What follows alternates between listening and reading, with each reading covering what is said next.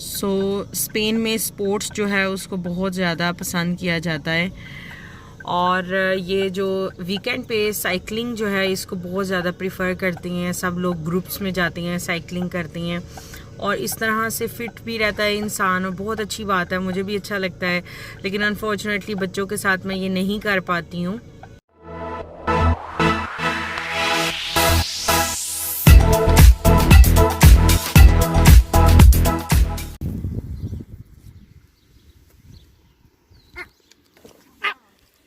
अस्सलाम वालेकुम एवरीवन, कैसे हैं आप सभी लोग? उम्मीद है आप लोग बहुत अच्छे होंगे। अल्हम्दुलिल्लाह मैं भी ठीक हूँ। और सुबह के 11:30 के करीब टाइम हो गया है और मैं अम्मी के घर अब आई हूँ। मतलब इतना ज़्यादा लेट हो गया आज आते।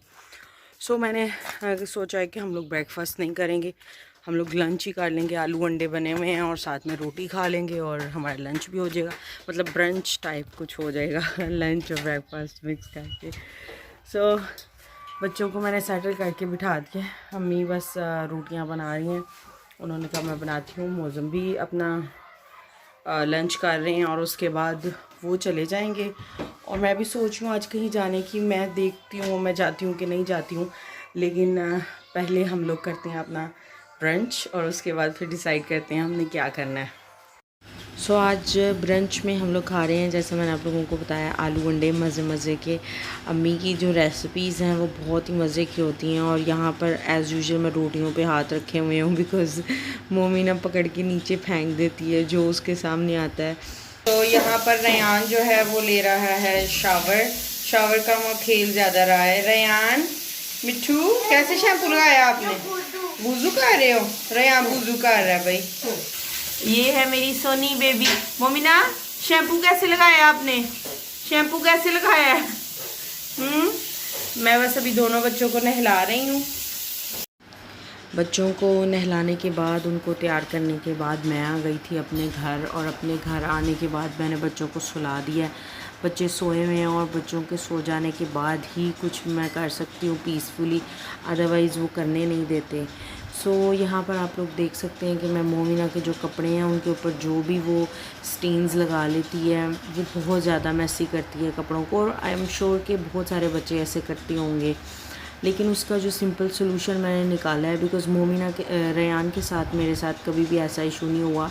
वो हमेशा से, मतलब उसके कपड़े जो हैं वो कभी भी गंदे नहीं हुए इतने ज़्यादा। बट मोमिना का तकरीबन हर कपड़ा ही गंदा हो जाता है। उसको सिंपल सोल्यूशन मैंने ये निकाला है कि वो जो बर्तन धोने के लिए हमारे पास लिक्विड होता है, वो एक जेंटल भी होता है और उससे बहुत अच्छे स्टेन्स भी उतर जाते हैं। खाने पीने की चीज़ों के ज़्यादातर स्टेन्स होते हैं मोमिना के कपड़ों पे, तो उनको जस्ट हल्का सा मैं रब करती हूँ तो वो उसके स्टेन्स जो हैं वो निकल जाते हैं। और इस तरह से कपड़े की जो रंगत है वो भी ख़राब नहीं होती, कपड़ा एक्सपैंड भी नहीं होता। कई कपड़े होते हैं उनको अगर मसलो हल्का सा भी तो वो अजीब से खुल जाते हैं और उनमें वो वाली बात नहीं रहती, जो कि मैंने पहले कई दफ़ा ट्राई की है। हाँ, हैंड जो एक सर्फ आते हैं उनको, और ब्रांड का मैं नाम नहीं लूँगी, लेकिन काफ़ी सारे ब्रांड्स को भी मैंने यूज़ किया है, लेकिन जो रिज़ल्ट इससे मिलता है, और ज़रूरी नहीं इसमें भी आपने कोई ब्रांड लेना, जो भी आप अपने घर में नॉर्मल यूज़ करते हैं आप वो यूज़ करें और आप देखें उससे क्या फ़र्क पड़ेगा आपके बच्चों के कपड़ों से। बच्चे क्या, बड़ों के कपड़ों से भी अगर आपने कोई भी स्टेन उतारना है तो ये बेस्ट सॉल्यूशन है। आप इसको यूज़ करें और इस तरीके को आप ज़रूर एक दफ़ा ट्राई करें और फिर मुझे बताएं। और अगर आपको कोई और तरीका पता है जो शायद मुझे नहीं पता तो मुझसे आप ज़रूर शेयर करें, बिकॉज़ मैं भी तो ऑब्वियसली सीख रही हूँ, मेरी भी पहली दफ़ा है। यहाँ पर मैं जैसे कह रही थी, रेयान बहुत ही कपड़े ख़राब नहीं करता, लेकिन उसका भी एक ड्रेस निकला है। वो मोमिन अपने जो गंदे हाथ हैं ना खाने के, वो जाके उसको लगाती है तो उसके कपड़े भी गंदे हो जाते हैं। बट ठीक है, बच्चों में ये चीज़ें चलती हैं। छोटे हैं तो उसी से ये सारी रौनकें हैं कि बच्चों के कपड़े ख़राब हो रहे हैं, बच्चों के कपड़ों को ऐसे साफ़ करना है। जब थोड़े बड़े हो जाएंगे, थोड़े से समझदार हो जाएंगे, फिर मैंने इन चीज़ों को भी मिस करना है कि जब छोटे थे तो एटलीस्ट मैं उनको ये करती थी वो करती थी। बहुत सारी स्टोरीज़ हो जाती हैं बच्चों को बताने के लिए। तो यहाँ पर बस बातें करते करते मेरा काम भी हो रहा है, दूसरी तरफ मैंने मशीन भी लगाई हुई है। मैंने कहा साथ साथ मेरे कपड़े जो हैं वो धुल जाएंगे और इनको थोड़ा सा टाइम लग जाता है कपड़ों को साफ़ होने में। ऑब्वियसली एक एडिड काम है ये, वैसे तो मशीन में डालो तो धुल के आ जाते हैं, लेकिन इनके लिए डबल मेहनत करनी पड़ती है ताकि कपड़े जो हैं वो फिर साफ़ अच्छे लगते हैं। अगर धुलने के बाद भी गंदे लगें तो फिर कपड़ों को धुलने का फ़ायदा क्या। और बच्चों पे गंदे कपड़े बिल्कुल भी अच्छे नहीं लगते, मुझे तो बिल्कुल भी बच्चों पे गंदे कपड़े अच्छे नहीं लगते। तो मोस्टली मैं कोशिश करती हूँ कि बच्चे जो मेरे हैं उनके कपड़े साफ़ सुथरे हों, और अगर मुझे 2 से 3 दफ़ा भी दिन में चेंज करने पड़े तो मैं कर देती हूँ। बस हाथ वाले कपड़े जो मैंने मसलने थे वो तो हो गए हैं, और अभी बस मैं देख रही हूँ मशीन अभी भी चल रही है। मशीन बंद होगी तो ज़ाहिर है इन कपड़ों को मैं ड्राई के लिए डाल दूँगी और बाकी एक और जो बैच है उसको अंदर डाल दूँगी। उतनी देर में जो ये वाले कपड़े हैं इनको मैं उठा लूँगी। बस कपड़ों का काम ख़त्म होने का नाम ही नहीं लेता। धुले हुए उठाने होते हैं, फिर धोने वाले डालने होते हैं, पहले धोने वाले सिलेक्ट करने होते हैं कि कौन से कलर कॉम्बिनेशन के साथ डालने हैं। तो अभी मुझे तकरीबन 1 महीना हो गया जो रेगुलरली मैं कपड़े धो रही हूँ। उससे पहले जैसे आपको पता है कि अम्मी थी, तो अम्मी काफ़ी सारी चीज़ें खुद ही कर देती थी, और हमारी जो माएँ हैं सबकी वो पुराने जो हमारे लोग हैं और जो उनमें एनर्जी रहती है और एक्टिवनेस रहती है वो शायद हम में 1% भी नहीं होती।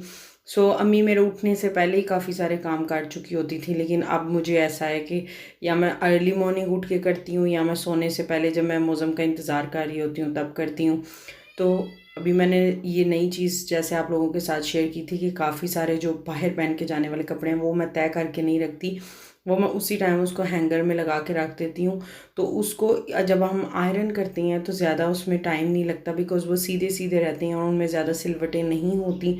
तो कपड़े जो हैं वो एक तो आसानी से नज़र भी आ जाते हैं, उससे काफ़ी ज़्यादा फ़ायदा हो जाता है। और जो घर पहनने वाले हैं बच्चों के कपड़े वो मैं तय करके रख देती हूँ क्योंकि वो उस तरह से ईज़ी रहते हैं, और सारे कपड़े ज़ाहिर है हम लटका तो नहीं सकते वरना वहाँ पे स्पेस ख़त्म हो जाती है। एक हैंगर पे बच्चों के 2-3 ड्रेसेस आ जाते हैं। बस कुछ ना कुछ मैं जुगाड़ करती रहती हूँ, चेंजेस करती रहती हूँ फॉर बेटरमेंट ऑब्वियसली। आप लोग कैसे कपड़े जो हैं उनको सेट करके रखते हैं मुझसे कमेंट करके ज़रूर बताइएगा। मैंने तो अब रिसेंटली ये डिस्कवर किया है कि मुझे इस तरह से आसानी ज़्यादा होती है कि मैं उनको हैंगर में लगा के रख देती हूँ। और ऑब्वियसली जो हम रिसेंटली पहन के उनको धोकर फिर उनको लटकाते हैं तो वो मैं पीछे की तरफ लटकाती हूँ ताकि वो उनकी जो टर्न है वो बाद में आए। यूजुअली ऐसा होता है कि जो हम तय करके ऊपर रखते हैं मोस्टली वही पकड़ के फिर पहन लेते हैं, नीचे से निकालने की जहमत नहीं करते। इस तरह से सारे कपड़े रेगुलेट होते रहते हैं और ख़राब होने के चांसेस भी कम होते हैं। यूजुअली हम लोग ऊपर वाले कपड़े पहन के उनकी रंगत और उनको बार बार धोकर जो पहनते रहती हैं, वो ख़राब होने के चांसेस होते हैं। बस अब बातों बातों में मेरे सारे कपड़े भी हो गए, अब इनको मैं इनकी जगह पे रखूँगी।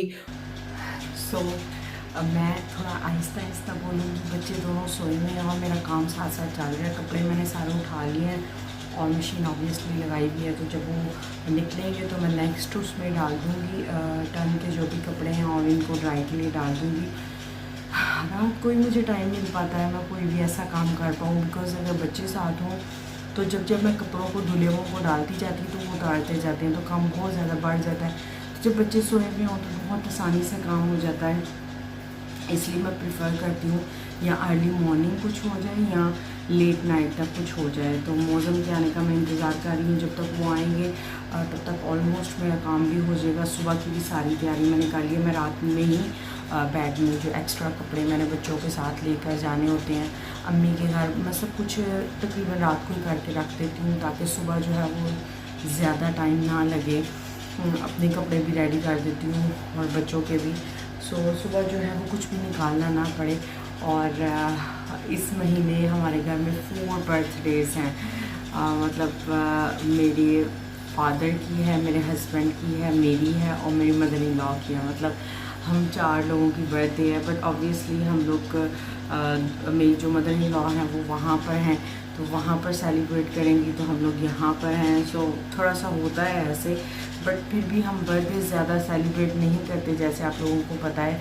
लेकिन इस दफ़ा पता नहीं क्यों मेरा दिल कर रहा है कि हम लोग कुछ सेलिब्रेशन करें, मतलब 3 डिफरेंट ओकेजन्स पे ज़्यादा ना करें, लेकिन एक तो हम लोग करें जैसे हम लोग नॉर्मल करते होते हैं, बैठें खाना खाएँ और थोड़ी सी डेकोरेशन करें। बिकॉज़ मे बी इस समय में हम लोग कहीं गए नहीं हैं हॉलीडे पे, तो एक अजीब सी क्रेविंग हो रही है हॉलीडेज़ की भी, और ऐसे कुछ फेस्टिव टाइप फीलिंग करना चाह रही हूँ। बाहर भी नहीं कहीं जा सकते, सो ऑब्वियसली किसी ऐसी हॉलीडे की जगह पर भी नहीं जा सकते। हमारा प्लान था इस साल जाने का स्विट्ज़रलैंड, जो कि कैंसिल होता हुआ नज़र आ रहा है अभी भी, बिकॉज़ सितंबर के पहले हफ्ते में या अगस्त के आखिरी हफ्ते में हम लोगों का प्लान है जाने का। लेकिन ऑब्वियसली अगर कोरोना सिचुएशन ऐसे ही रही तो फिर तो कैंसिल करना ही पड़ेगा। There is no other option, because health जो है वो सबसे ज़्यादा ज़रूरी है। होता है ना, बनने का एक जहन बन गया होता है कि हमने जाना ही साल, मतलब इंजॉय करेंगे ये वो, बट जो अल्लाह को मंजूर। सो इस साल देखो मेरी बर्थडे पे क्या हो रहा है, मैं मौसम से कह रही थी कि आप बिल्कुल भी एक्साइटेड नहीं नज़र आ रहे, कुछ हल्ला गुल्ला करो, कुछ करो। तो वो मतलब मुझसे पूछ रहे थे तुमने क्या लेना है, तो मैंने कहा मतलब बाद में मैं बता दूँ, हम लोग कभी इतना कैजुअली एक दूसरे को गिफ्ट देते नहीं हैं, हार्डली देते हैं। मैंने उनको लास्ट बर्थडे पे एक वॉलेट दिया था जो कि उन्होंने अभी तक संभाल के रखा हुआ है, वो अपना पुराने वाला वॉलेट ही यूज़ कर रहे हैं। तो मैं यही सोच रही थी, मैंने कहा क्या दूँ आपको, तो उनको भी समझ नहीं आ रहा क्या लेना है। मुझे लगता है उनको शायद मैं कुछ लेकर दूँगी, वो मैं आप लोगों के साथ शेयर करूँगी। वो मुझे क्या देंगे वो मुझे पता नहीं, शायद ही कुछ ना दें। वो मुझसे खुद ही कहते हैं कि जाओ तुम अपनी मर्ज़ी की चीज़ ले आओ। शायद मैं कोई ड्रेस ले लूँ या कुछ ऐसा ले लूँ, देखो अभी क्या बनता है। सो बर्थडे है 16 अगस्त को, सो उस दिन के लिए मैं बहुत ज़्यादा एक्साइटेड हो रही हूँ आप लोगों के साथ ये दिन शेयर करना, बिकॉज़ अब माशाल्लाह से हमारी फैमिली इतनी बड़ी हो गई है। सो बड़ी से मुराद बड़ी नहीं, मतलब बहुत ज़्यादा हो गई है उम्र में बड़ी नहीं होगी, तादाद में बड़ी हो गई है। सो चलिए, अभी मशीन बंद हो गई है तो अपने घरेलू काम, बर्थडे के ख्वाबों से बाहर निकल कर घरेलू काम पे आ जाते हैं, जो हमारा हाउसवाइफ्स का होता है कि घर के काम भी मेंटेन करके रखने पड़ते हैं। सो मैं भी बस इसी में लगूंगी और कोशिश करूंगी कि जल्दी जल्दी ख़त्म हो जाए और फिर मैं इस वीडियो को आप लोगों के लिए एडिट भी कर दूं। एंड मौसम बहुत सारे लोग मुझे कह रहे थे तुम बातें बहुत ज़्यादा करती हो तो मैं बस इतना कहूँगी कि भाई ब्लॉगिंग चैनल है, उसमें मैं क्या आपके ऐसे खड़ी होकर आपको दिखाऊँ, नहीं ऐसे होता ना। और इसलिए मुझे आप लोगों के साथ इंटरेक्ट करना पड़ेगा, बात करनी पड़ेगी, तो ही आप भी इंटरेस्टेड होगे मेरा ब्लॉग देखने में। अगर मैं सिर्फ स्टिल खड़ी हो जाऊँगी और करूँगी तो कौन देखेगा मुझे, कोई भी नहीं देखेगा। तो अगर आपको मेरी बातों से कोई भी प्रॉब्लम होती है तो you are more than welcome, कि भाई आप शायद जो कम बात करते हो या बिल्कुल बात ना करते हो, उनके व्लॉग्स या उनके चैनल्स आप जाके चेकआउट कर सकते हैं। बट मैं तो बात करूँगी, बिकॉज़ मैं खुश होती हूँ जब मैं आप लोगों से बात करती हूँ, मुझे अच्छा लगता है। और आप लोगों में से बहुत सारे लोग हैं जिनको अच्छा लगता है कि मैं उनसे बात करूँ। सो बातों के चक्कर में मैं इस वीडियो को अब यहीं पे ऐड करूँगी। मुझे पता है छोटी सी वीडियो है, ज़्यादा कुछ था नहीं इसमें, लेकिन जो भी था वो आप लोगों के लिए है। मैं उम्मीद करती हूँ कि आप लोगों को मेरी ये वीडियो थोड़ी सी भी अच्छी लगी होगी, तो मेरी वीडियो को लाइक करें, मेरे चैनल को सब्सक्राइब करें। इंशाल्लाह मैं आपसे मिलूँगी अपनी नई वीडियो के साथ, तब तक के लिए अल्लाह हाफिज़।